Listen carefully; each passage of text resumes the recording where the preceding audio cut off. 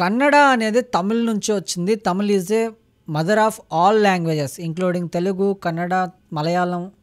ఇలా ఇలా మీనింగ్ వచ్చేలాగా కమల్ హాసన్ గారు ఒక స్పీచ్ ఇవ్వడం అయితే జరిగింది. బేసిక్గా తమిళ్ లాంగ్వేజెస్, ద్రవిడియన్ లాంగ్వేజెస్, మన లాంగ్వేజెస్ అన్నీ తెలుగు ఇంక్లూడింగ్ కన్నడ కానీ ఏవైనా ద్రవిడియన్ భాష నుంచి వచ్చాయనేది మనకు తెలుసు. అండ్ దాని మీద ఇంకా చర్చ అయితే జరుగుతుంది. అండ్ కమల్ హాసన్ గారు దీని గురించి పొలిటీషియన్స్ చెప్పకూడదు, ప్రాపర్ అనలైజేషన్ అనేది ఒకటి ఉండాలి, అనలిస్టులు ఎవరైతే ఉన్నారో వాళ్ళు మాత్రమే చెప్పాలని చెప్పడం కూడా జరిగింది. పొలిటీషియన్స్ మాట్లాడొద్దని కమల్ హాసన్ గారు చెప్తున్నారు, కానీ కాంట్రవర్సీ స్టార్ట్ అయిందే కమల్ హాసన్ గారి దగ్గర నుంచి. బేసిక్గా కమల్ హాసన్ గారిని బ్లేమ్ చేద్దామని కాదు, కమల్ హాసన్ గారు అంటే నాకు చాలా ఇష్టం. ఎందుకంటే కమల్ హాసన్ గారి మూవీస్ కానీ అంత ఆకట్టుకునేలాగా ఉంటాయి. ఎప్పుడైనా ఎవరైనా కొంచెం యాక్టింగ్ చేస్తేనే కమల్ హాసన్ అనే రేంజ్లో ఉంటారు కాబట్టి నాకు కూడా ఇష్టమే.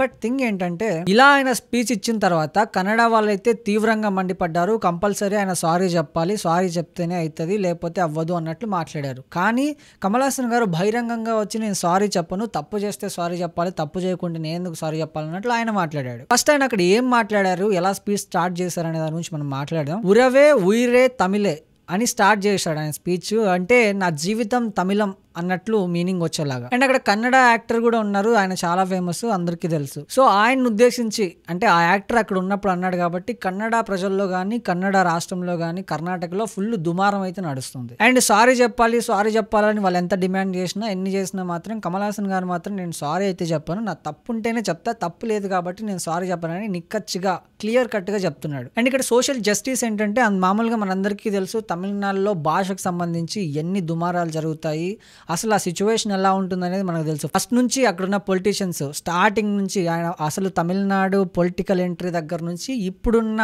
యంగ్ పొలిటీషియన్స్ దాకా భాషకి ఎంత ప్రియారిటీ ఇస్తారనేది మనందరికీ తెలుసు. ఎందుకు ప్రియారిటీ ఇస్తారంటే, భాషని హైలైట్ చేసుకొని జయలలిత గారు కావచ్చు, గతంలో ఉన్నటువంటి ఎవరైనా ముఖ్యమంత్రి కావచ్చు, భాషని ముందు హైలైట్ చేసుకుంటారు. భాష హైలైట్ అయితేనే, భాషని హైలైట్ చేసుకుంటేనే వాళ్ళకు ఓట్ బ్యాంక్ వస్తుంది, వాళ్ళు గెలుస్తారు. అలా ఓట్ బ్యాంక్ని పోగు చేసుకొని గెలిచిన వాళ్ళు మిగతా వాళ్ళు. సో అది కమల్ హాసన్ గారికి క్లియర్ కట్ తెలుసు. పొలిటికల్గా చూస్తే ఇంకా తమిళనాడుకి, తమిళ భాషకు సంబంధించి ఫుల్ సపోర్ట్ అయితే భాషకే ఉంటుంది, ఎందుకంటే అంత ప్రియారిటీ ఇస్తారు భాషకి. అండ్ కర్ణాటక గురించి అయితే మనకు చెప్పనక్కర్లేదు, ఎందుకంటే కన్నడ భాషకు సంబంధించి ఎప్పుడు ఏదో కాంట్రవర్సీ జరుగుతూనే ఉంటుంది. లైక్ నార్త్ ఇండియన్స్ వచ్చి ఆ బెంగళూరులో ఉన్నప్పుడు కన్నడ భాష మాట్లాడలేదని వాళ్ళ మీద రివర్స్ అవ్వడం, అండ్ ఆటోలో ఎవరైనా నార్త్ ఇండియన్స్ వెళ్ళినప్పుడు హిందీ మాట్లాడకుండా కన్నడ మాట్లాడండి అని చెప్పేసి రీసెంట్గా మనకి ఎస్బీఐ బ్యాంక్లో స్పీక్ కన్నడ అని చెప్పేసి ఆయన మాట్లాడడం కూడా జరిగింది. ఇదంతా మనకు తెలుసు. వాళ్ళకి ఎంత ప్రియారిటీ అంటే ఇంకా భాషే ప్రాణం, భాషే సర్వస్వం, భాషే అన్ని అన్నట్లే ఉంటాయి కన్నడకు సంబంధించి. అండ్ హీరోయిన్ రష్మిక మందన విషయంలో కూడా మనం చూసాం కన్నడ వాళ్ళు కన్నడ భాషకు సంబంధించి ఎంత ప్రియారిటీ ఇస్తారని చెప్పేసి. సో ఇది ఇలా ఉంటే, తమిళ్ నుంచే కన్నడ వచ్చిందని ఎంత ధైర్యం ఉంటే నువ్వు ఇలా అంటావు, నువ్వు కంపల్సరీ సారీ చెప్పాలి. సారీ చెప్పకపోతే నీ సినిమా ఏదైతే ఉందో, తగ్ లైఫ్ అనే సినిమా సంబంధించి ఏదైతే ఉందో ఆ సినిమా కర్ణాటకలో రిలీజ్ కానియం, రిలీజ్ అవ్వదు అని ఫిలిం ఛాంబర్ కానీ, కన్నడకు సంబంధించిన గవర్నమెంట్ కానీ, కన్నడ ప్రజలు కానీ తీవ్రంగా విమర్శిస్తున్నారు. అండ్ ఫిలిం ఛాంబర్ అయితే ఏకంగా నిర్ణయం తీసుకుంది, సారీ చెప్తేనే నీ సినిమా ఇక్కడ రిలీజ్ అవుతుంది, లేకపోతే అవ్వదని క్లియర్ కట్గా చెప్పేసింది. ఒకవేళ ఇప్పుడు కమల్ హాసన్ గారు కన్నడ ప్రజలకి సారీ చెప్పారనుకో, పొలిటికల్గా ఆయనకి ఇంకా పెద్ద దెబ్బే.